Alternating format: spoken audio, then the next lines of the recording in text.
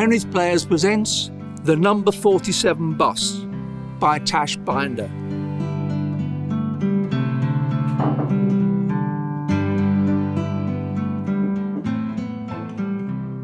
Every day I ride the number 47 bus to work. It stops outside the co-op on Bear Lane before heading up Gower Street and down Newport Avenue. I must have travelled this route for nearly 13 years. On at the co-op, off at the tax office, on and off. And lots of people use the bus because it's easier to get into town and you don't have to worry about parking or getting stuck in traffic. I've just always used the bus. No other reason. Always have and probably always will. And the number 47 is usually quite busy, particularly early in the morning with commuters going off to work and mothers with small children going to playgroup and teenagers going to school.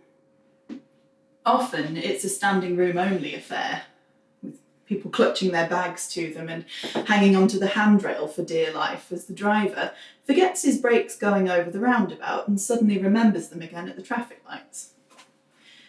And mine is one of the last stops before town, so I'm usually one of those stuck at the front trying not to stand forward of the do not stand forward of this notice, but not wanting to squash everyone behind me kinds of people. And yet by the end of my journey, I'm almost alone. Most people have got off by the time the bus gets as far as Cross Lane. Every so often, a kind person will offer me their seat. I always say no, of course, on principle, because I've got two perfectly good legs to stand on. But it's just nice to see people being nice to each other.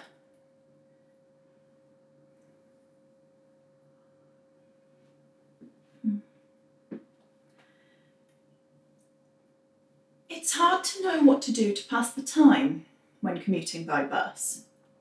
I mean, in a car, you're either concentrating on driving or you're in charge of putting good music on the radio. But on the bus, everyone's in their own little bubble.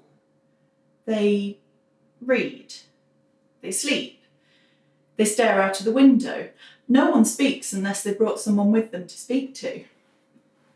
It's fair to say it's been a pretty lonely journey, the 6,120 times I've made it.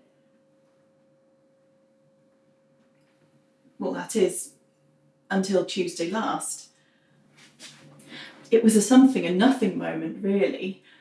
I just happened to glance up as I politely declined the offer of a seat from the man directly behind the driver's cab. He was a kindly looking man, with creases beside the eyes which said he smiled often. But the eyes themselves twinkled as though they were constantly up to mischief. Some would perhaps say he was an attractive man, but men with smiles and eyes have approached me before, and my experiences have made me rightly cautious. But even so, as I looked up at him in just well-mannered gratitude, I found myself smiling along with him. It was as if I'd caught the happiness disease he was spreading. Something about this man stuck with me. And I found myself wondering, would I be seeing him the next morning? Or the morning after that? Or the one after that? Was this pleasant exchange just one of life's fleeting moments? A second shared but never repeated?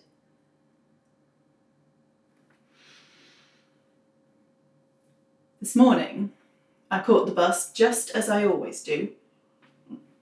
In fact, I nearly missed it because I had to run to the corner shop for some milk, and by the time I'd washed and dressed and made my lunch, I found myself running breathlessly for the stop, praying that the temporary traffic lights at Brown's End had made the bus a few minutes late. It's funny how little things can make a huge difference. I mean, if the temporary traffic lights, which were supposed to have been removed 2 weeks ago, had been, they wouldn't have slowed the bus down enough for me to catch it. I'd have had to get the next one and turn up half an hour late to work again. But it also would have meant that the kindly stranger with the twinkly eyes wouldn't have offered me his seat again. And if that hadn't happened, I wouldn't have accidentally said yes. And he wouldn't have sat next to me, and we wouldn't have talked all the way from the co-op to the tax office. Nor would I have given him my phone number and agreed to go on a date with him on Friday night. But that's exactly what happened to me today on the number 47 bus.